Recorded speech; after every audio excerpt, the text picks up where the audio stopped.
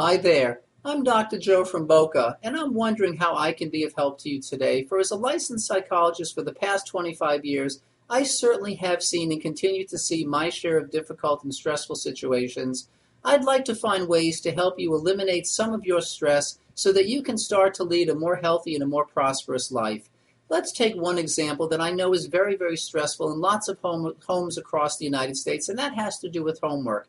Yes, folks, I'm not talking about your homework. I'm talking about your children's homework, and that's where the distinction has to be made.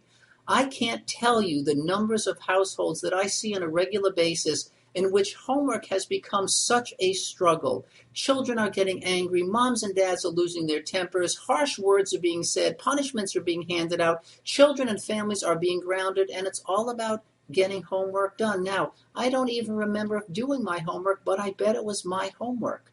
I bet my parents made it clear to me that it was mine. So I want you to just think through the situation and try to do what some other families are doing because they're being successful. If your child has to come home and get right to work despite his or her resistance, because after that there's no chance of getting it done, set a limit, set up quiet place, turn off the electronics, and get the homework done. You may have a child who wants to run around and go crazy and have a snack before he or she settles down, and that's also okay. But when all else fails, I want you to say this to your child, just like a mom told me she did recently, because she had had it. She was tired of the stress and the screaming, so she looked her son right in the eye and she said, Tony, here's the deal. If you don't want to do your homework, don't do it. You're not going to be punished. You're not going to be grounded. Dad's not going to come home angry.